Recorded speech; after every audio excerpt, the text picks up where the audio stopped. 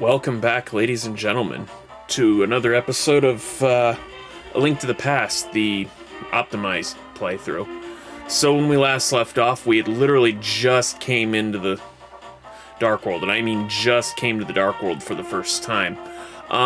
Before we do anything else, I want to do a bit of a quick comparison here, if I may. Okay, let's take a look at this here. Okay, I've always wanted to compare them side by side here, but let's see. Now, I mean, one clue that Aghanim may either be an avatar or a possessed wizard is, well, you can see that the statues adorning the pyramid here are about the same model as the Aghanim statue, or Aghanim, right? So there's the crown on his head. There's the face.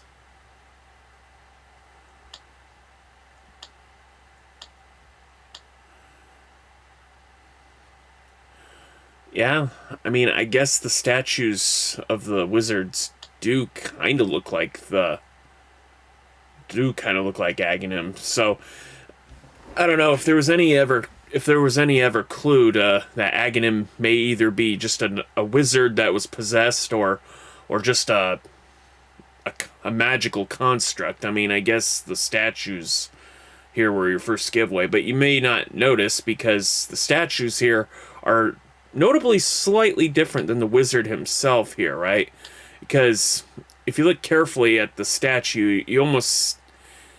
I mean, let's face it kind of reminds you of Shao Kahn, doesn't it? With the skull mask, a little bit. Anyway, just something I thought I'd point out. Anyway, first and foremost, what you'll want to do is you'll want to come here. And yes, this is the SNES version, so you're not going to find a hole here, but you want to come here and grab a piece of heart. Okay, so in case you probably didn't already figure this out, this temple here is actually the place where the final battle will take place. Some statues like this one here you can actually pull, and rupees will actually come out. And you can also bash into this tree here to get a fairy. I'm going to go ahead and just capture this one to replace the one we've used. Okay, so not much else to this temple here. There is a cracked wall here, which honestly, you'd think you'd be able to bomb it or bash into it a few times, because that's how cracks in the wall work, but no, you actually need a special bomb to break that. And if we play the game the way I'm going to show you, from this point going forward, it probably won't be very long before we're actually able to access that place. So, okay, so one of the things you can do when you first start out in the Dark World is you can go back up to the place where you got the flippers, right? Or towards the place where you got the flippers. And what you can do is actually... Oh, yeah, fun fact. These enemies deal a ton of damage to you, so it's probably in your best interest to make use of your boomerang whenever possible. If for whatever reason you lose your shield, you can buy a new one for 50 rupees, but they won't let you buy something you already got, so... So yeah, that's pretty much it there.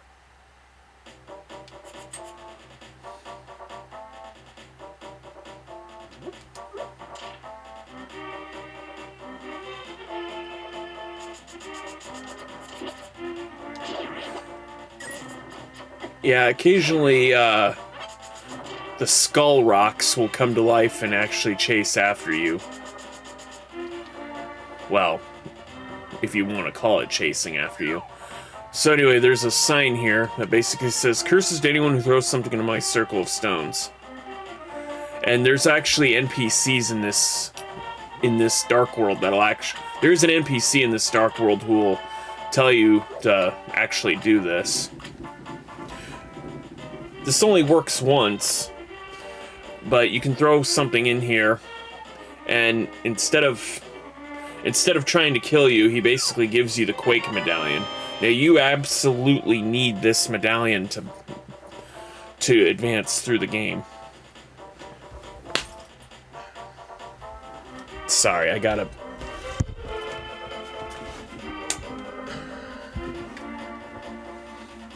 Sorry, there was a moth or something flying around. But anyway, if you were to leave this area and come back, you can throw another stone in there or something, and he'll basically just toss a bomb at you to tell you to knock it off, and that's it. So anyway, that's one thing you can... So anyway, this is one thing you can do.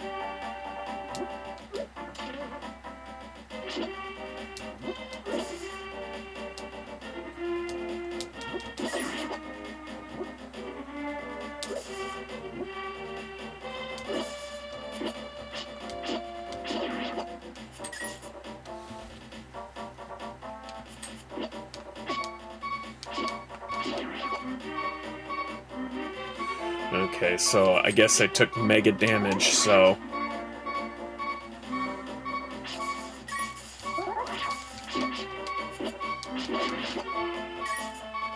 I think what I'll do is I'll make use of the magic mirror. Come into the potion shop and get topped off here.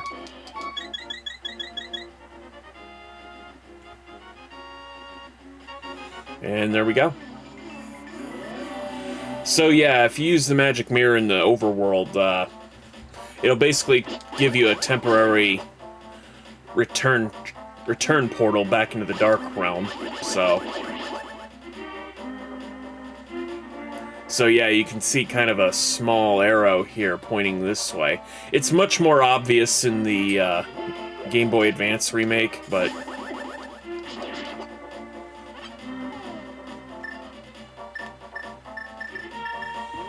Alright.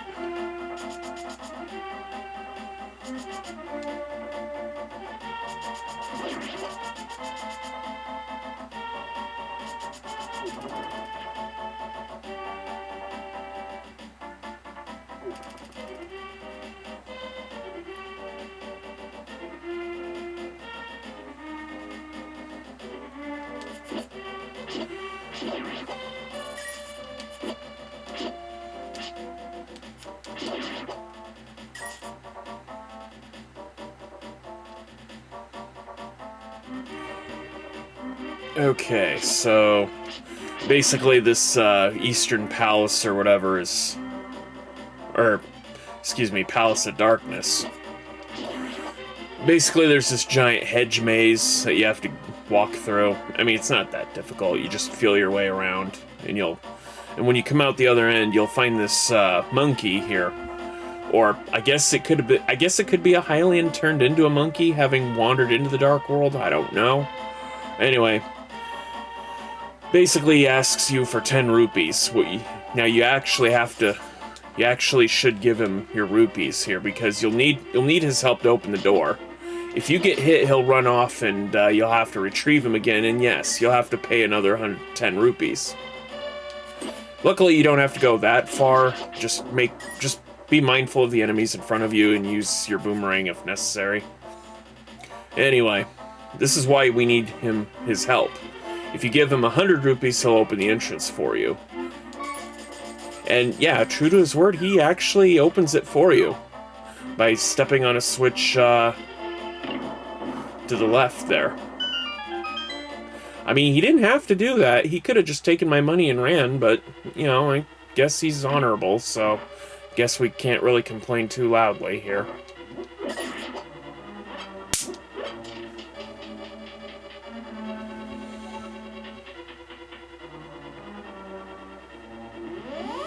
So anyway, you'll want to come to the right. If you're wondering if Zelda's okay, yeah, so she basically tells you she's located in Eternal Rock on top of Death Mountain. I know you're doing your best, but please hurry. Well, I hate to tell... Well, if I were anybody else, yeah, I mean, I probably would struggle, but like I said, this is the optimal playthrough, so... And even then, if I do save her first, above all else, she'll basically just tell me to go save the others, so... Really no point in rushing, really. So those enemies there basically mimic your movements. Not really anything to write home about. Although the red ones do shoot fire, so... You want to make sure you lead them into the path of your arrows. Now the reason we came here is because we actually need a key from this room. Now if we already had the dungeon treasure of this dungeon, which by the way is the magic hammer, we can actually just hammer these and, you know, make our way forward. Anyway, we come here and we can get a key.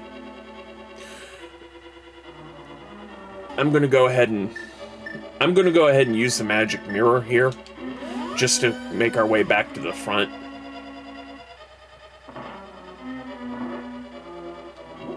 But anyway, with that key in hand, we can actually make our way up this way. I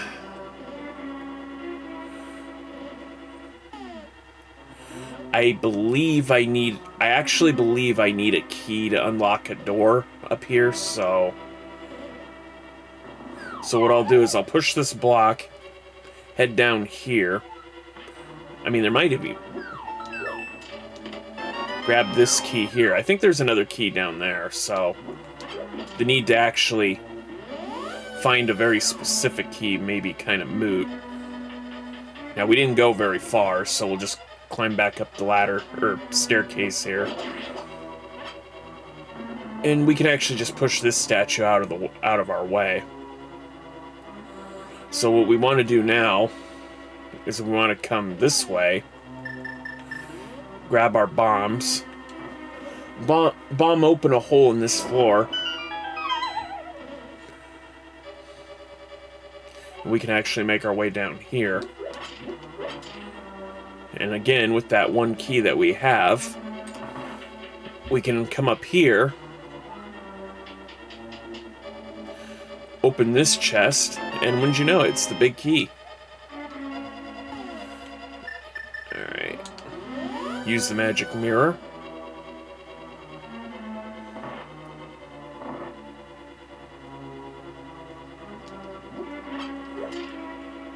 Okay. I believe now. So with the big key in our possession, we can actually come into the main room here.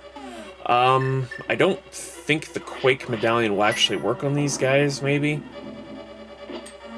Okay, I guess they did. I guess it does. But yeah, unfortunately, striking them with your sword will actually knock you back, so even if they're stunned. Kind of a rip-off, but that's what happens. Okay, so I believe I was supposed to come from another direction to get that, but anyway. Throw a bomb here. Flip the switch on the other end.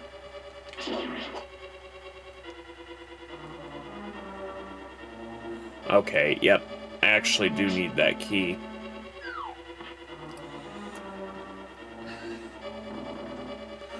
Okay, so...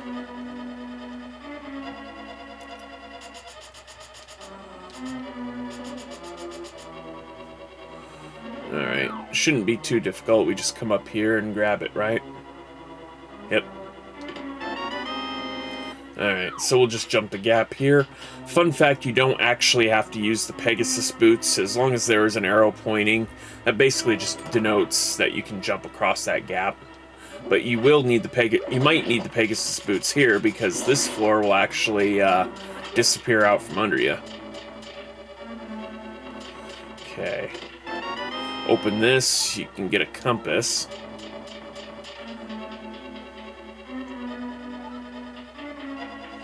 Okay, I'm gonna go ahead and use the magic powder here. You don't need to light you do not need to light the torch here, but if you want to see where you're going, you know, it's an option for you. So you can get a whole bunch of rupees here. I mean, we are kind of low on rupees, so we'll probably just grab a bunch here.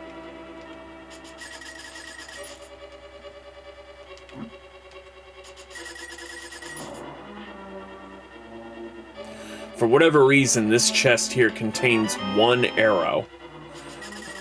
There is actually... It doesn't tell you anywhere in the game, but you do actually need an arrow. You do need to shoot an arrow at a statue of an Igor, so... Okay, so with the one key in hand, what you want to do is... You want to use that in this room here.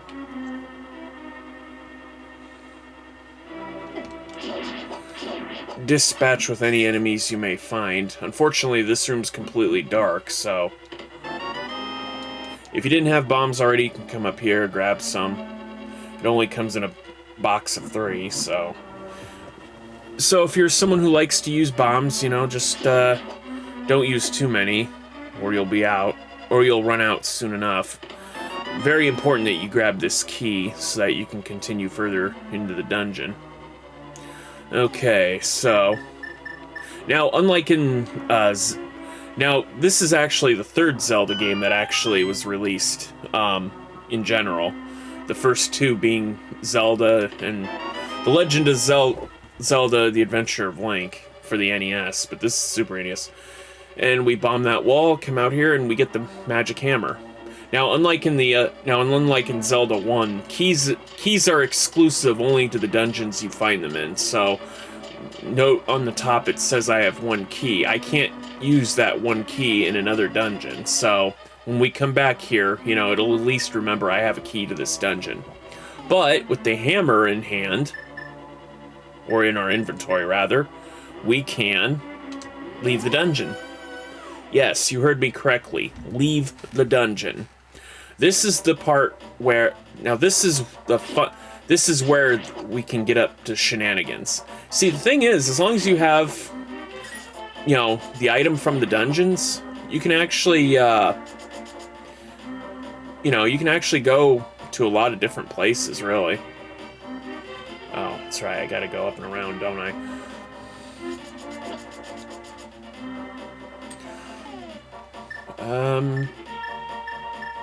Actually, why don't we? The hammer is slow, but it is more powerful than your sword right now, so... You know, if it pleases you, you can just make use of your hammer.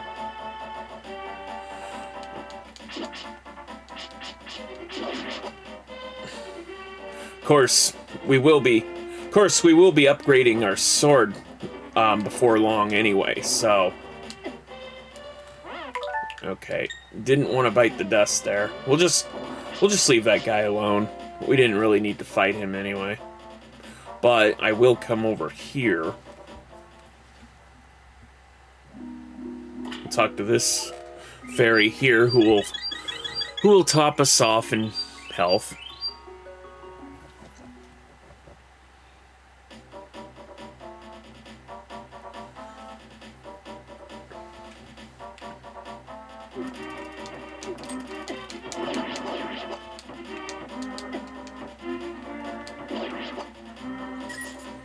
Okay. Alright, so we go over here, we can get to a place called the Bomb Shop. Yes, Link's house in the Dark World is a bomb shop, which we will actually be visiting at some point, but not right now. Okay, it looks like I took mega damage, so... go over here and get topped off here. There we go. Yeah, if you know where they're at, you can actually. Oh, you might not have noticed this, but some of these trees have eyes. Wow, I haven't seen a normal person. I heard that using bombs is the best way to defeat the one-eyed giants. That's all I know. Now, I believe what he's referring to are the bomb-throwing enemies, the Hinoxes. So, that's good to know.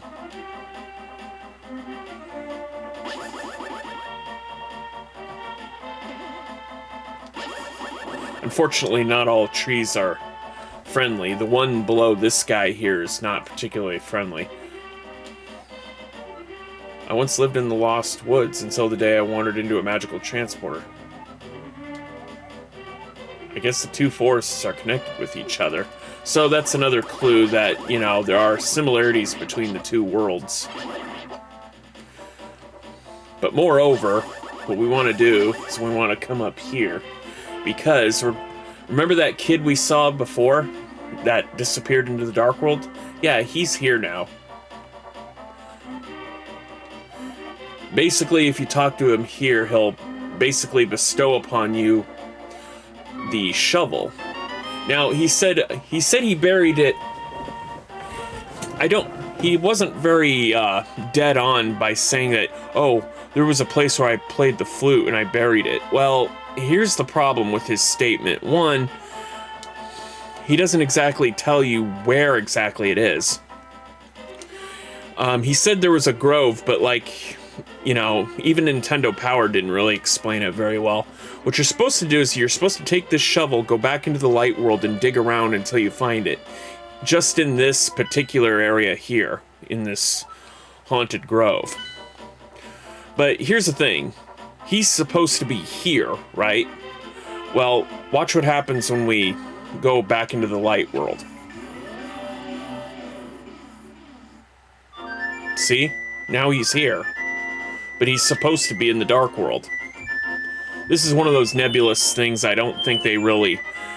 I mean, if this game came out in the same time of DLC and patches that you can... where companies can fix a game post-launch, yeah, they would have fixed this. I'm surprised they didn't even fix it for the GBA version when it was initially released. But anyway, he gives you a shovel. You're supposed to dig this one hole and grab the flute. And upon grabbing the flute, this guy will disappear for the last time. Or the first time if you never thought to come here beforehand. Now in the GBA version, you actually get to keep the shovel as well as the flute, but there's really no need to use the shovel beyond getting the flute, so much like the mushroom, you know. Anyway, you don't have to talk to him after that, but you can talk to him again. Says his mind is getting hazy and asks you to play the flute for him. I'll do it just to be nice, but honestly, knowing what'll happen after this, maybe I shouldn't have? I don't know. But don't worry, everything will work out in the end. So yeah, he just turns into a tree. Now, the old man to which he refers to is a man that was at the bar in the Light World village with Kakariko. Anyway, if you're in the Dark World and you see something like this, like a ring of flowers or whatever, or ring of flowering bushes, that's probably a good place to use your mirror, because then you can get up to otherwise unreachable places like this one and come across heart pieces.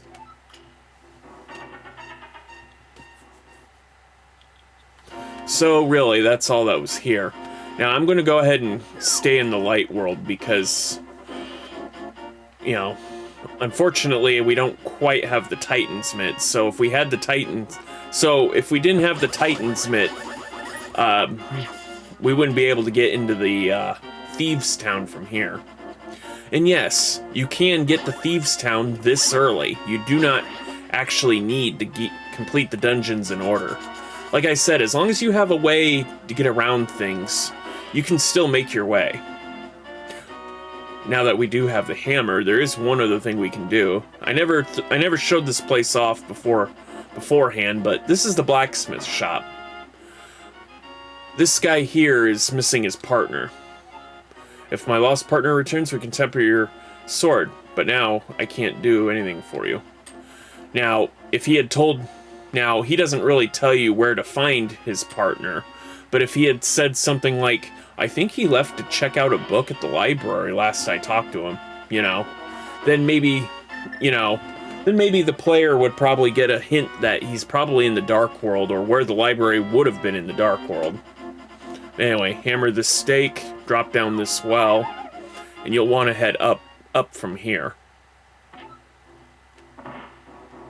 And then you'll find this ominous-looking cauldron or whatever. Unleash your magic powder upon it, and you'll have this... I think that's supposed to be an Eggman bat or something from, like, the second Zelda game. I'm not certain. But anyway, he tries to quote-unquote curse you, but if you look in the upper left corner, where the magic meter is, you'll see that there's a 1/2 on it. Now he says the magic will drop by 1/2, but what he's actually done is actually made it so that he basically effectively doubled your magic bar. So magic costs half of what it used to. So that's pretty neat, but most enemies in this game, you don't really need a whole lot of magic to dispatch a whole bunch. The only real magic guzzling items that you'll have are the ice rod, are either the fire or ice rods, the medallions. I mean, those are the ones that'll take up the most magic, so.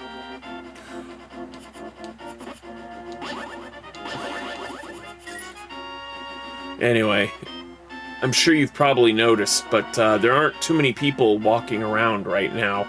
So yeah, after you get the Master Sword and beat Aghanim, there's nobody to talk to. So I don't know if this is a sign that, people in the village just disappeared or what the deal is. I mean, you can't even find that guy that was running around. So anyway, here's the sleeping man. Again, you don't have to do this, but yeah. He'll basically point you in the direction of, if you talk to him a second time, he'll tell you to play the flute in the village square, so.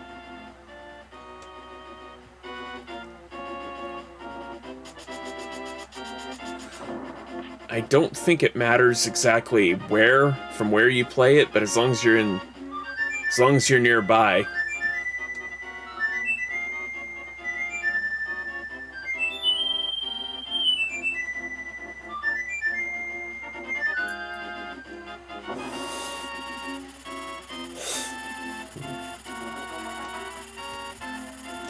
So yeah, you get a duck friend, I guess.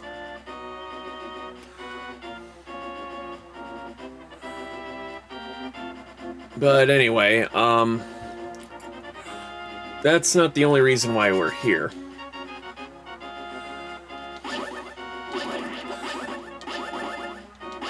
So anyway, there is a magical transporter into the Dark World from here.